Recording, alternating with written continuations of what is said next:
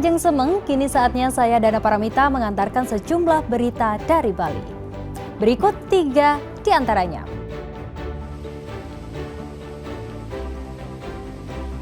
Desa Kusamba Klungkung merupakan salah satu desa yang terparah dilanda bencana banjir.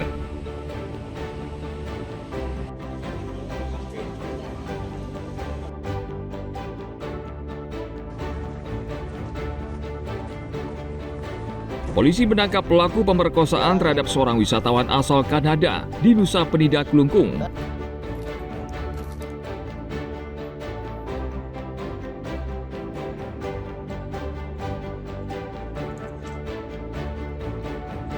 Polres Badung meringkus 10 orang tersangka pengedar narkoba senilai miliaran rupiah.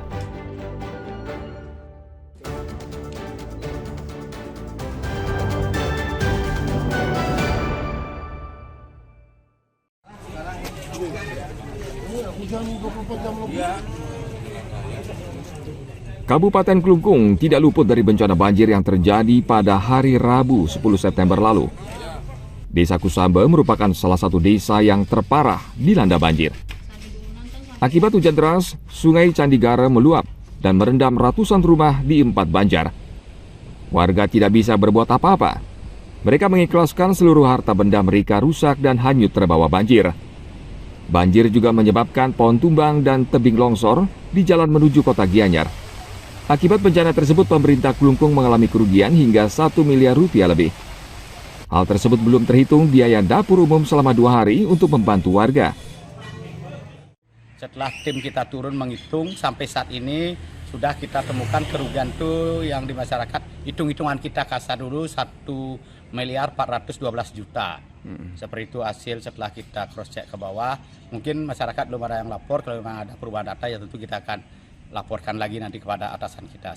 Kalau kita berbicara ke bencana kemarin, selain banjir yang ada di Kusamba juga ada beberapa tanah longsor, jalan yang tergerus, dan ada rumah warga yang tertimpa pohon, dan ada rumah warga yang tembok penyengkernya juga roboh seperti itu. Itu kita hitung semua sebagai kerugian di dampak cuaca ekstrim kemarin. Badan Penanggulangan Bencana Daerah Klungkung saat ini tengah mendata kerugian di lapangan, karena nilai kerugian sewaktu-waktu bisa berubah berdasarkan temuan baru di lapangan. Tim Liputan melaporkan dari Klungkung.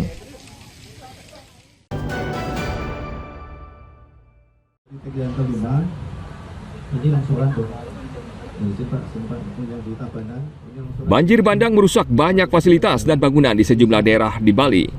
Menurut Kementerian Pekerjaan Umum, ada 15 lokasi di 6 kabupaten di Bali yang butuh perbaikan.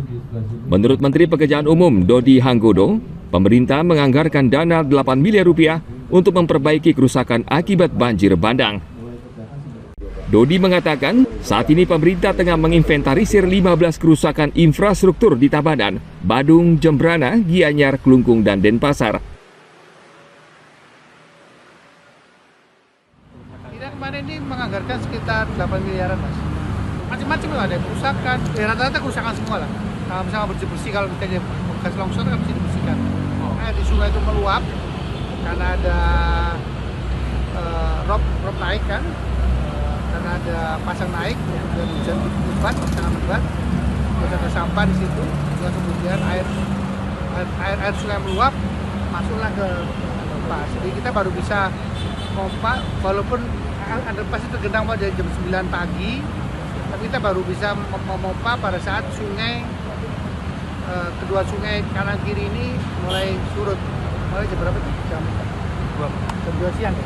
Jam 2 siang baru kita bisa memompa. Menteri Pekerjaan Umum Dodi Hanggodo akhir pekan lalu meninjau underpass Simpang Dewa Ruci. Menteri mengaku tidak menemukan kesalahan konstruksi dan sistem drainase. Menurut Menteri, banjir di underpass disebabkan karena rob atau air sungai yang naik akibat curah hujan yang tinggi. Tim Liputan melaporkan dari Badung.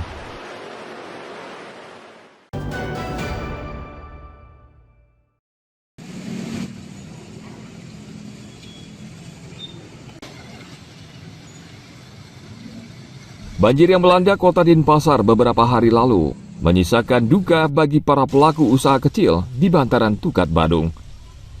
Tidak hanya rumah yang terendam, banyak usaha warga porak-poranda diterjang banjir. Seperti yang dialami Niwayan Sweji, pemilik warung kopi dan nasi bungkus di salah satu gang di Jalan Gajah Mada, Kota Denpasar. Hampir seluruh barang dagangannya terbawa arus. Makanan apa, Bu? Ya kayak kopi, nasi goreng gitu. Jadi semua terbawa hancur apa terbawa arus? Terbawa arus. Padahal ini barang dagangan Ibu semua masih minjaman. Iya, masih minjam Di bank, Bu? di bank. Belum yang minjamnya sehari-hari itu, belum. Sulit sekali. Ya, Mudah-mudahan saya dibantu. Beban Wayan semakin berat karena sebagian modal usaha berasal dari pinjaman modal bank. Sehingga ia tidak hanya kehilangan harta benda, tetapi juga kehilangan sumber penghasilan. Meski Wayan berusaha tegar, ia tetap mengharapkan bantuan pemerintah dan masyarakat agar usaha warungnya bisa bangkit dan ia bisa menghidupi keluarganya lagi. Ana Agung Gede Agung melaporkan dari Denpasar.